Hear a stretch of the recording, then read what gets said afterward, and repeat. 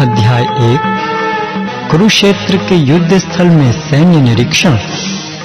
धृतराष्ट्र उवाच धर्मक्षेत्रे कुरुक्षेत्रे समवेतायुयुत्सवः मामकाः पांडवाश्चैव किम कुर्वन्। धृतराष्ट्र ने कहा, हे संजय, धर्मभूमि कुरुक्षेत्र में युद्ध की इच्छा से एकत्र हुए मेरे तथा पांडु के पुत्रों ने क्या किया? संजय उवाच दृष्ट्वा तु पांडवानीकम् व्यूढम् दुर्योधनस्तदा आचार्यमुपसंगम्य राजा वचनमब्रवीत्। संजय ने कहा, हे राजन, पांडु पुत्रों द्वारा सेना की व्यूहरचना देखकर राजा दुर्योधन अपने गुरु के पास गया और उसने ये शब्द कहे,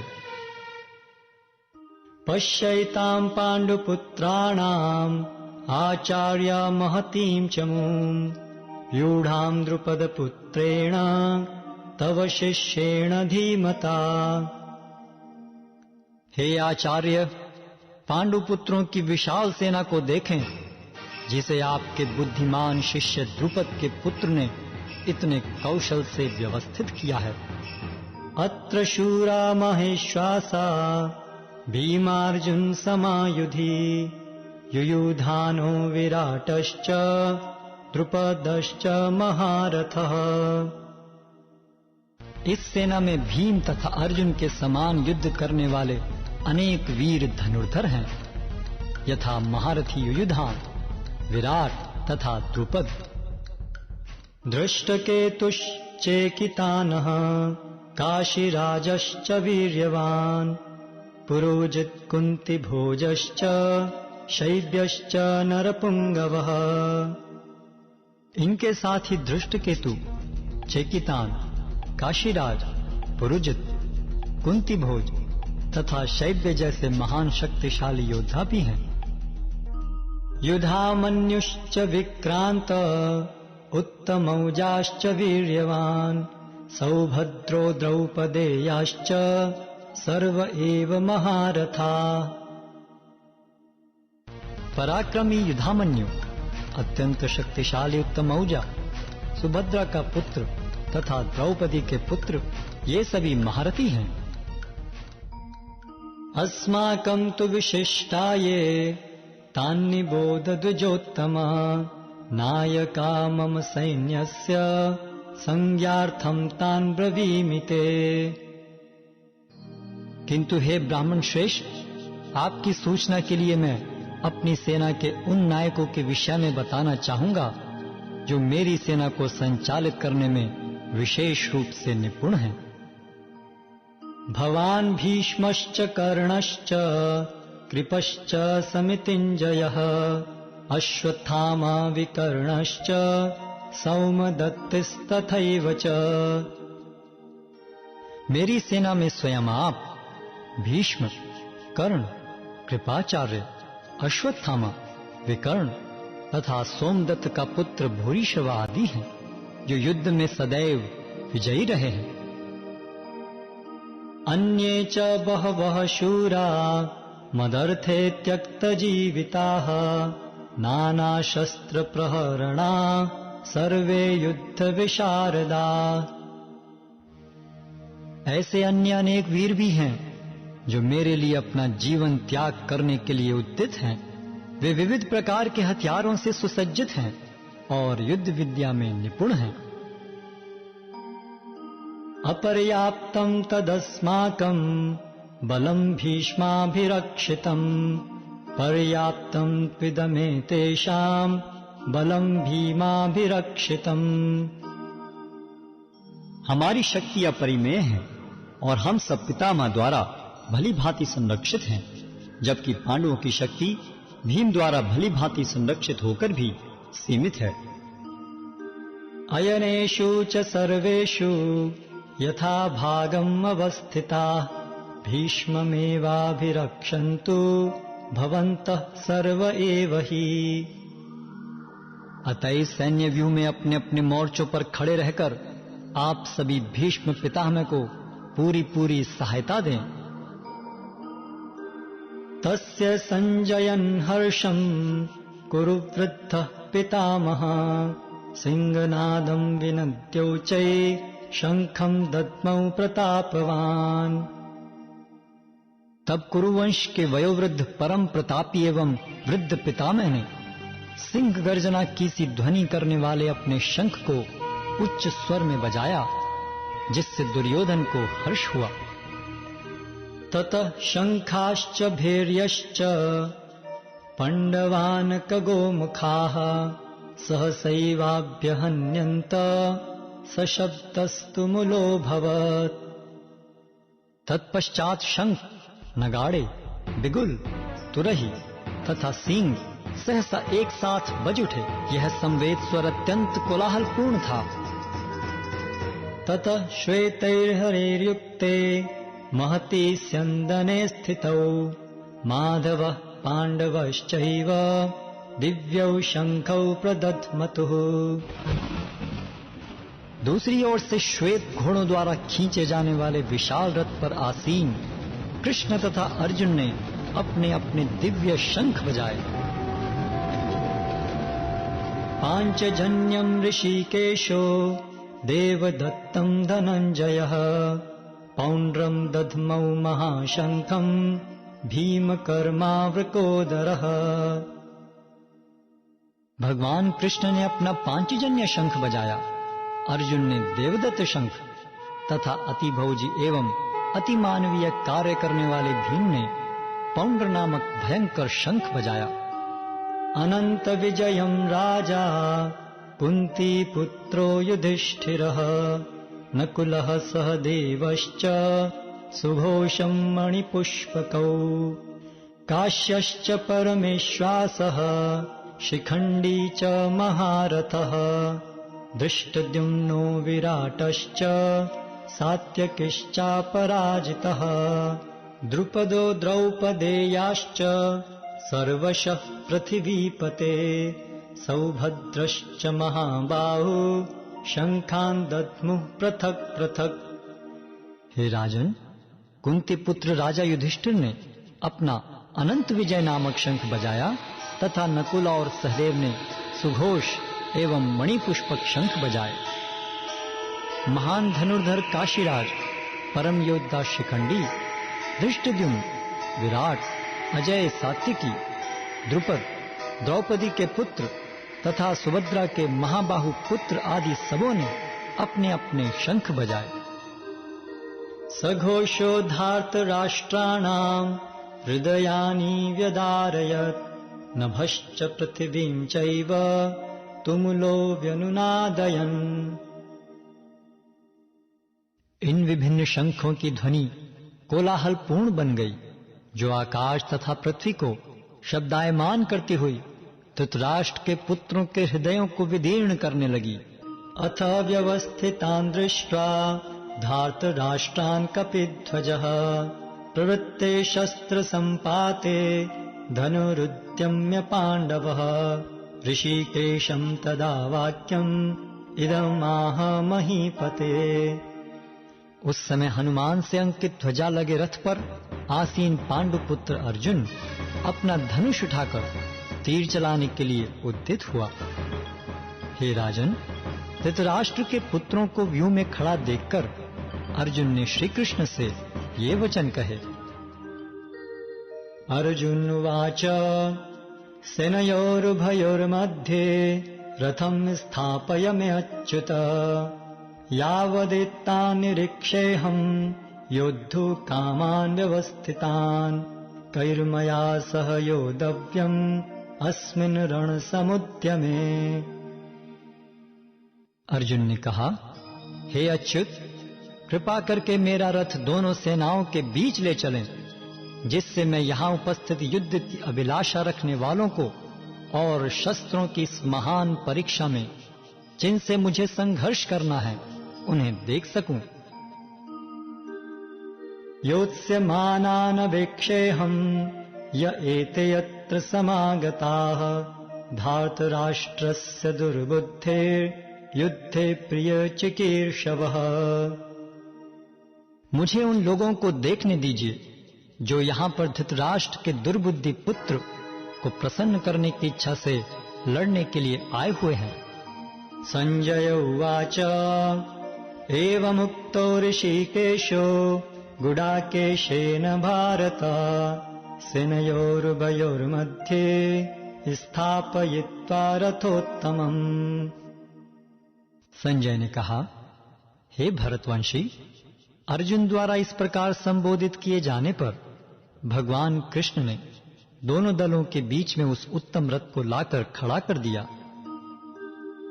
भीष्म द्रोण प्रमुखतः सर्वेषां च महीक्षिताम् उवाच पार्थ पश्यैतान् समवेतान् कुरुनिति।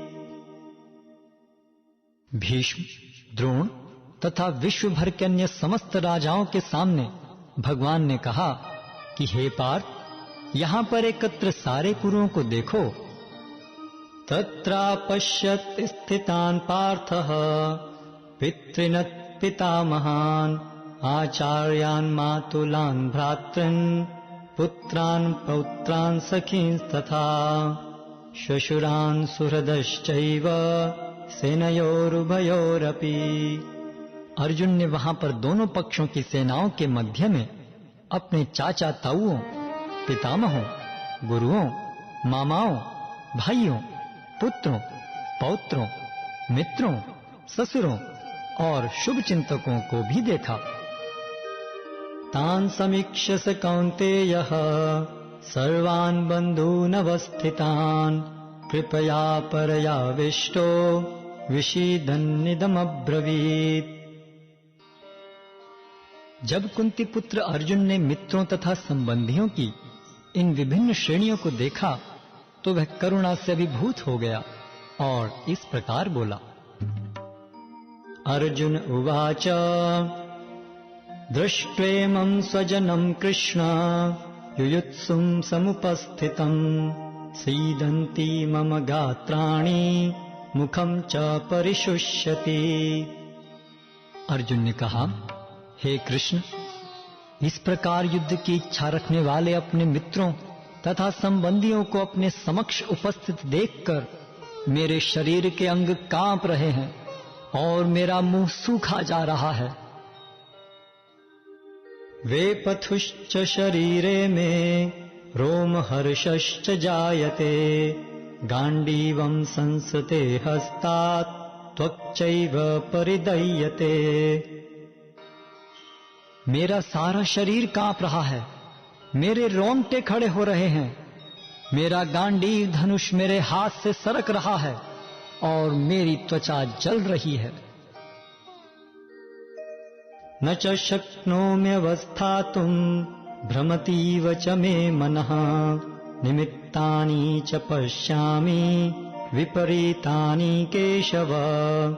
मैं यहां अब और अधिक खड़ा रहने में असमर्थ हूं। मैं अपने को भूल रहा हूं और मेरा सिर चकरा रहा है। हे कृष्ण, मुझे तो केवल अमंगल के कारण दिख रहे हैं। न च श्रेयोनुपश्यामि हत्वा स्वजनमाहवे न कांक्षे विजयं कृष्ण न च राज्यं सुखानि च। हे कृष्ण, इस युद्ध में अपने ही स्वजनों का वध करने से न तो मुझे कोई अच्छाई दिखती है और न मैं उससे किसी प्रकार की विजय, राज्य या सुख की इच्छा रखता हूं। किं नो राज्येन गोविंद किं भोगैर्जीवितेन वा येषामर्थे कांक्षितं नो राज्यं भोगः सुखानि च। तैमेव स्थिता युद्धे प्राणान् त्यक्त्वा धनानि च आचार्याः पितरः पुत्रास्तथैव च पितामहा मातुलः श्वशुरा पौत्रा शाला सम्बन्धिनस्तथा एतान् हन्तुमिच्छामि नतोऽपि मधुसूदन। अपि त्रैलोक्यराज्यस्य हेतु किं नु मही कृते निहत्य धार्तराष्ट्रान्नः का प्रीति स्यात् जनार्दन। हे गोविंद, हमें राज्य, सुख अथवा इस जीवन से क्या लाभ, क्योंकि जिन सारे लोगों के लिए हम उन्हें चाहते हैं वे ही इस युद्ध भूमि में खड़े हैं। हे मधुसूदन, जब गुरुजन, पितृगण, पुत्रगण, पितामह, मामा, ससुर, पौत्रगण, साले तथा अन्य सारे संबंधी अपना अपना धन एवं प्राण देने के लिए तत्पर हैं और मेरे समक्ष खड़े हैं, तो फिर मैं इन सबको क्यों मारना चाहूंगा, भले ही वे मुझे क्यों न मार डालें। हे जीवों के पालक, मैं इन सबों से लड़ने को तैयार नहीं, भले ही बदले में मुझे तीनों लोग क्यों न मिलते हों। इस पृथ्वी की तो बात ही छोड़ दें। भला धृतराष्ट्र के पुत्रों को मारकर हमें कौन सी प्रसन्नता मिलेगी। पापमेवाश्रयेदस्मान् हत्वैतानाततायिनः तस्मान्नार्हा वयं हन्तुम् धार्तराष्ट्रान् स्वबान्धवान् स्वजनं हि कथं हत्वा सुखिनः स्याम माधव। यदि हम ऐसे आतताइयों का वध करते हैं तो हम पर पाप चढ़ेगा, अतः यह उचित नहीं होगा कि हम धृतराष्ट्र के पुत्रों तथा उनके मित्रों का वध करें। हे लक्ष्मीपति कृष्ण, इससे हमें क्या लाभ होगा और अपने ही कुटुंबियों को मारकर हम किस प्रकार सुखी हो सकते हैं। यद्यप्येते न पश्यन्ति लोभो अपहत चेतसः कुलक्षय कृतं दोषं मित्रद्रोहे च पातकम् कथं न ज्ञेयम् अस्माभिः पापादस्मान् निवर्तितुम् कुलक्षये कृतं दोषं प्रपश्यद्भिर्जनार्दन। हे जनार्दन, यद्यपि लोभ से अभिभूत चित्त वाले ये लोग अपने परिवार को मारने या अपने मित्रों से द्रोह करने में कोई दोष नहीं देखते, किंतु हम लोग जो परिवार के विनष्ट करने में अपराध देख सकते हैं, ऐसे पाप कर्मों में क्यों प्रवृत्त हों। कुलक्षये प्रणश्यन्ति कुलधर्मा सनातना धर्मे नष्टे कुलम कृत्स्नम् अधर्मो अभिभवत्युत। कुल का नाश होने पर सनातन कुल परंपरा नष्ट हो जाती है और इस तरह शेष कुल भी अधर्म में प्रवृत्त हो जाता है।